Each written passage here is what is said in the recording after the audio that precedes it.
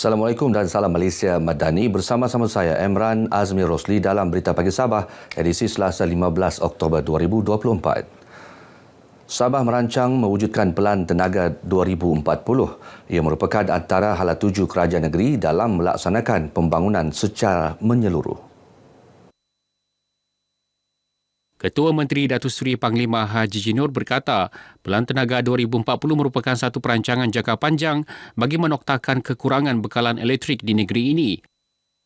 Pelan tenaga ini untuk memastikan bahawa kita mempunyai tenaga, terutama elektrik yang cukup. Bukan saja untuk penduduknya, tetapi untuk pelabur asing industri yang kita jangka akan bertambah, yang akan melabur di Sabah. Datuk Haji menyatakan demikian dalam temu bual eksklusif Sabah Maju Jaya dalam naratif khas bersama Ketua Menteri Sabah yang disiarkan di TV1 malam tadi. Dalam masa sama, Sabah juga menerokai khazanah laut yang berpotensi besar untuk dimajukan. Sebagai permulaan persidangan ekonomi biru antarabangsa Sabah SIBEC 2024 akan diadakan di Ibu Negeri hujung minggu ini. Perdana Menteri Datuk Seri Anwar Ibrahim dijangka merasmikan persidangan 2 hari itu. Saya difahamkan ada 14 industri yang boleh kita perolehi daripada blue economy ini, termasuk tenaga boleh baharu. Kerana dapatan daripada kajian 75% sumber ini ada di Sabah. Dan kita boleh menerokai sumber tenaga yang agak besar melalui OTEC, Ocean Thermal Energy Conversion. Ini yang juga akan kita terokai secara serius.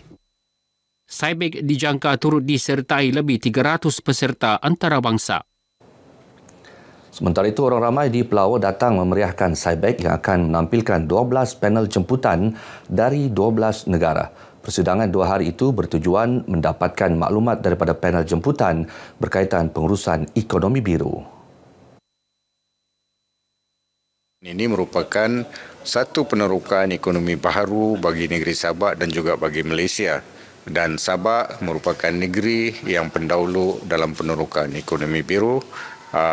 Dan harapan kita bahawa ekonomi biru ini akan menjadi pemangkin kepada pertumbuhan ekonomi yang pesat, menjadikan Sabah sebagai hub kepada ekonomi biru di Malaysia. Dato' Rosmadi ditemui RTM selepas menjadi tetamu rancangan kami ini di studio TV RTM Kota Kinabalu. Pakar ekonomi Ganta Poli dijangka hadir dalam persidangan tersebut.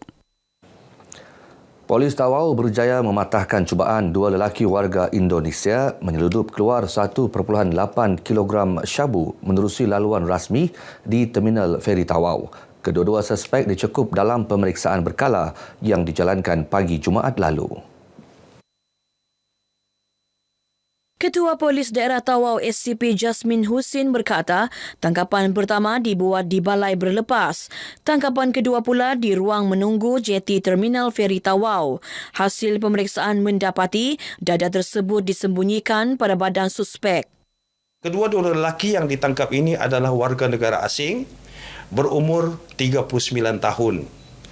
Dan kita telah membuat ujian urin ke atas lelaki ini. Kita dapati kedua-dua lelaki ini positif dadah jenis metamfetamin. Bercakap dalam sidang media di IPD Tawau, SCP Jasmin menjelaskan kedua-dua suspek dipercayai masuk ke Tawau 2 Oktober lalu. Kedua-dua suspek kini ditahan reman selama 7 hari hingga 19 Oktober ini. Kes disiasat di bawah Seksyen 39B Akta Dadah Berbahaya 1952. Pihak polis kini berusaha mengesan rangkaian pengedaran dadah berkenaan. Kementerian Pendidikan Tinggi KPT tidak akan membiarkan pelajar kurang berkemampuan tercicir daripada melanjutkan pengajian. Menterinya Datuk Seri Zamri Abdul Kadir berkata, KPT bersama pihak universiti dan pemimpin setempat akan berusaha memastikan masalah kesepitan hidup tidak menghalang mana-mana pelajar menggapai cita-cita. Datuk Seri Zamri memberikan kata-kata semangat itu dalam panggilan video bersama pelajar dari Tawau Nur Fasha Natasha Abdul Rahim.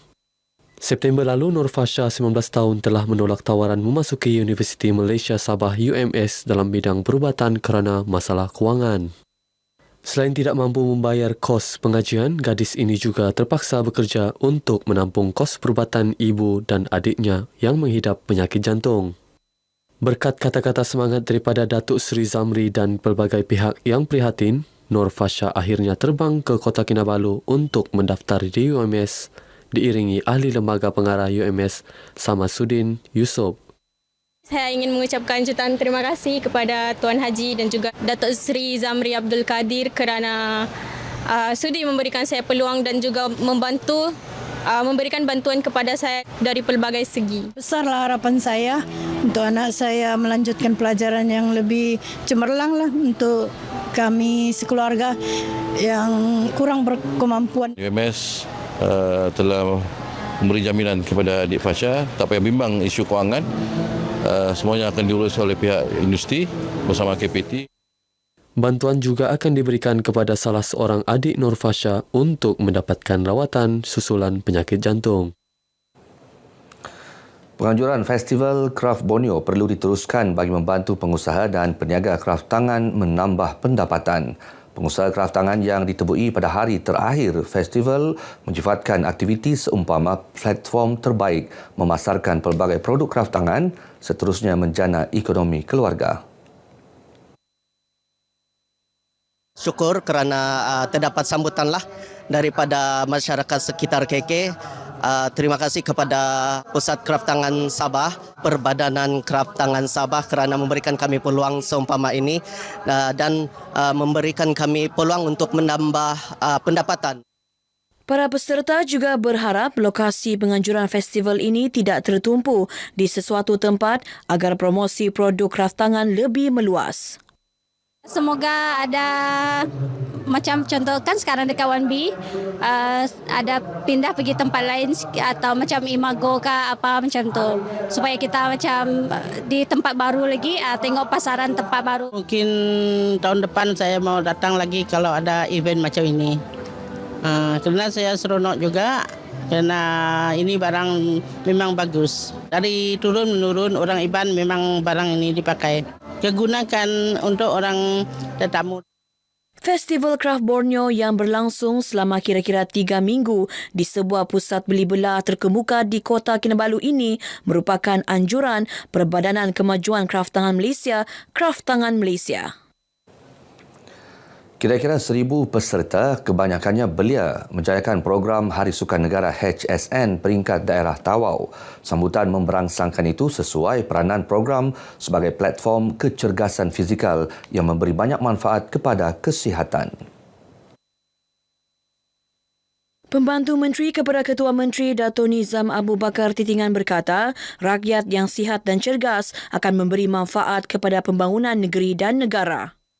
Semua ini adalah semata-mata untuk memberi kesedaran kepada semua pihak, semua lapisan masyarakat bahawa kesihatan itu adalah amat penting.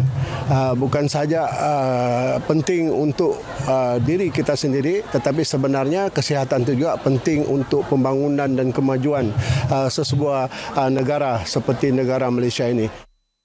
Dato' Nizam yang juga Adun Apas bercakap kepada pemberita selepas merasmikan HSN peringkat daerah Tawau di SMK Kinabutan. Beliau berharap masyarakat terus meluangkan masa untuk beriadah dan bersukan demi kesihatan fizikal dan mental. Baik saudara, paparan itu mengakhiri berita Pagi Sabah kali ini. Menyusul selepas ini berita Pagi Sarawak. Dari sungai hingga segara, Palestin pasti merdeka.